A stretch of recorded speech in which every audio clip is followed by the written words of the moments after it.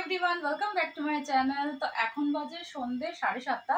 তো এখন থেকে আমি ব্লগটা স্টার্ট করছি। এই ঈশানের পরীক্ষা ছিল, কেমন হয়েছে বলো? কেমন হলো?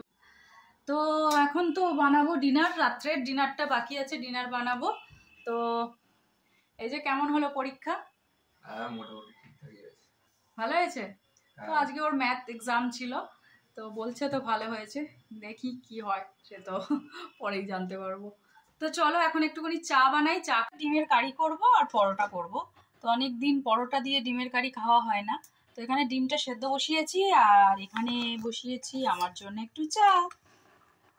চা না খেলে তো হবে না, যতই ভাবি আমি বিকালবেলা খাবো না, দুধের চা খাবো না, দুধের চা খাবো না, তাও মনে হয় না বাবা একটু খাই, নাহলে আমার মনটাই ভরে না।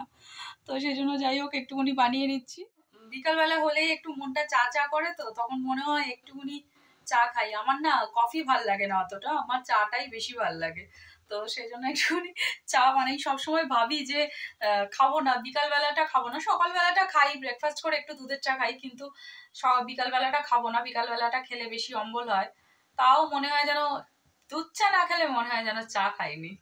তো সেই জন্য একটুখানি বানিয়ে নিলাম অল্প অল্প। তো আমি এখানে চাটা নিয়ে চলে এসেছি আমার, আর হানির কালকে স্কুল আছে, তো ওর বইটা একটু গুছিয়ে দেব। ওকে বললাম তুই গোছা তোর বইটা, আমাকে বলছে তুমিই গোছাও। আর ও আমাকে একটা খেলা স্কুল থেকে শিখে এসছে, ওটা দেখাচ্ছে। এ দেখো কী যে ফেলে ফেলে শেখাচ্ছে, আমি তো কোনো খেলার মাথা মুন্ডু কিছুই বুঝলাম না। ও দেখাচ্ছে আর আমি দেখলাম। তো চলো ওর বইটাই গুছিয়ে দিই। তো এখানে চলে এসেছি রান্না করতে। আমি করব আজকে ডিমের কারি। তো ডিমটাকে ভালো করে সেদ্ধ করে এখানে ডিমটাকে একটুখানি ভেজে নিচ্ছি। আর এখানে দিয়েছি তেলের মধ্যে, ওই তেলেই একটাই আলুকে 4 পিস করেছি, আর তেলের মধ্যে দিয়েছি গোটা গরম মশলা। তো সেটাকে ভালো করে একটু নেড়ে চেড়ে নিয়ে এবার পেঁয়াজ কুচিটা এর মধ্যে দিয়ে দিলাম। এবার ভালো করে আলু আর পেঁয়াজ এটাকে ভালো করে ভেজে নিতে হবে। দেখো আমি আলু পেঁয়াজটা ভালো করে ভেজে নিচ্ছি, আর এর মধ্যে দিয়েছি হলুদ, নুন আর একটু জিরে গুঁড়ো দিয়ে ভালো করে এটাকে আবার একটু নেড়ে চেড়ে নিয়ে ভালো করে ভেজে নিচ্ছি। তো এর মধ্যে দিয়েছি আদা রসুনের পেস্টও দিয়েছি। সব মশলা দিয়ে ভালো করে ভেজে নিয়ে এখানে দিচ্ছি তারপরে টমেটোর পেস্ট। টমেটোটাকে আমি মিক্সিতে পেস্ট করে নিয়েছিলাম, সেটা দিচ্ছি, কিন্তু পেঁয়াজটা করিনি। কুচো পেঁয়াজটা দিলে বেশ ভালো লাগে, তো সেই জন্য টমেটোটা পেস্ট করে নিয়েছি।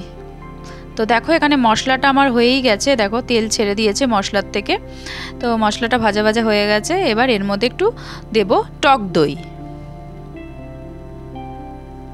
টক দইটা আমি প্রথমে এই যে ফেটিয়ে রেখেছিলাম বাটিতে, তো সেটা আমি ঢেলে দিলাম এর মধ্যে, দিয়ে আর একটু জল দিয়ে ভালো করে এটাকে এবার কষাতে হবে। তো ধিমে আছে ভালো করে আস্তে আস্তে করে মশলাটা কষিয়ে নিতে হবে। ও আচ্ছা, এর মধ্যে দিয়েছিলাম অল্প একটু স্বাদ মতন চিনিও। তো দেখো আমার একদম ডিমের কারি রেডি হয়ে গেছে। তো আমি ভালো করে কষিয়ে এর মধ্যে যখন মশলাটা ভালো করে কষানো হয়ে গেছে, তো ডিমটা দিয়ে জাস্ট নেড়ে চেড়ে বেশ বন্ধ করে দিয়েছি, আর কিছুই না। তো আমাদের পরোটা যে বলেছিলাম পরোটা খাবো, পরোটাটার ক্যান্সেল হয়ে গেল আইডিয়া, পরোটাটা হবে না, এবার বানাচ্ছি লুচি। তো ডিমের কারি দিয়ে বলছে লুচি খাবো, লুচিটা ভালো লাগে। তো সেই জন্য লুচি বানালাম। আমি ময়দা মেখেই রেখেছিলাম, মেখে দেখো লুচি বানিয়েছি আর আমার ডিমের কারি। দেখছো কি সুন্দর দেখতে লাগছে।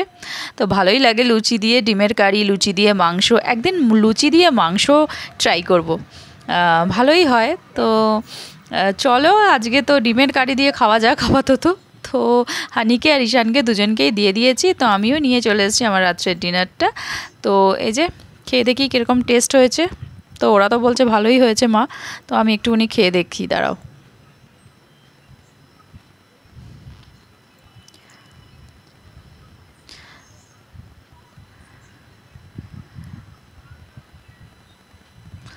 সত্যি খুব ভালো হয়েছে, আমি খেয়ে দেখলাম দারুণ হয়েছে। তো ঝাল দিইনি, ঝাল বেশি দিলে হানি খেতে পারবে না, তো এই জন্য ওকে জিজ্ঞেস করছি কেমন হয়েছে, ঝাল হয়নি তো? তো বলছে না ভালোই হয়েছে।